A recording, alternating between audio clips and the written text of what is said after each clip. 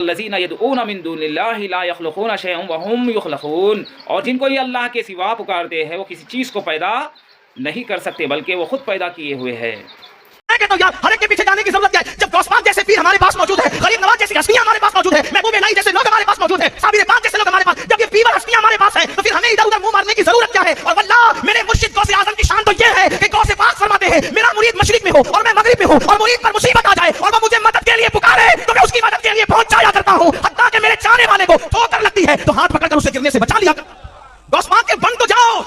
غوث پاک کہتے ہیں میں نے وعدہ لیا جنات کے بادشاہ سے کہ میرے چاہنے والے کے گھر میں کوئی جنات نہیں آئے گا۔ السلام علیکم ورحمۃ اللہ وبرکاتہ۔ تو دیکھا ناظرین آپ نے کس طرح جو ہے یہ مولوی آج مسلمانوں کو گمراہ کر رہا ہے، دور کر رہا ہے اللہ سے، شرک کی طرف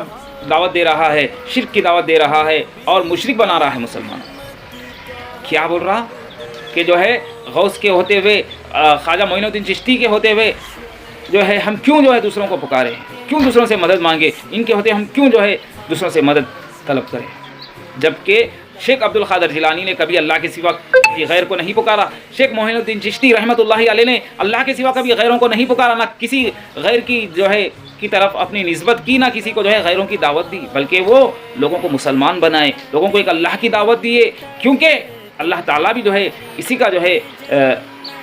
حکم دے رہا ہے کہ اللہ کے سوا کسی اور کی عبادت مت کرو، اور جن کو یہ اللہ کے سوا پکارنے کی جو ہے دعوت دے رہے ہیں، کیا یہ مدد کے قادر ہے؟ واقعی میں جو جس طرح یہ بکواس کر رہا ہے مولوی کہ مشرق اور مغرب کے درمیان کے فاصلے سے بھی جو ہے عبد القادر جیلانی کو پکارو گے تب بھی جو ہے یہ تمہاری مدد کے لیے آ جائیں گے، اللہ اکبر۔ تو یہ کیا شرک نہیں ہے؟ یہ تو کھلا شرک ہے۔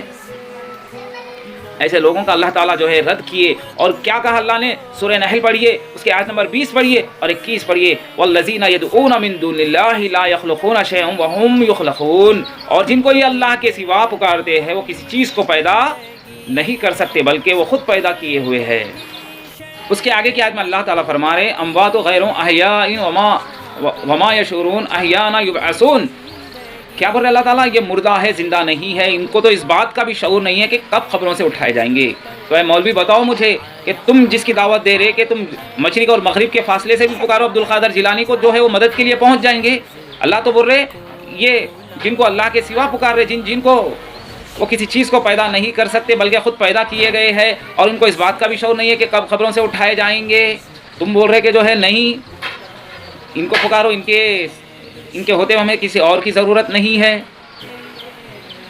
تو اے مسلمانوں جو اللہ پر ایمان لائے ہو، لا الہ الا اللہ کا اقرار کرنے والے مسلمان کو اس بات کو سمجھنا چاہیے کہ ایک مسلمان کبھی اللہ کے سوا کسی کو بھی نہ نبی کو پکار سکتا ہے، نہ ولیوں کو پکار سکتا ہے، نہ کسی کو پکار سکتا ہے۔ اگر وہ کسی کو پکارے گا تو وہ مشرک ہو جائے گا۔ تو شرک سے بچیے، اللہ سے ڈریے، ایسے اعمال کرنے سے، اور دوسروں کو بھی روکیے۔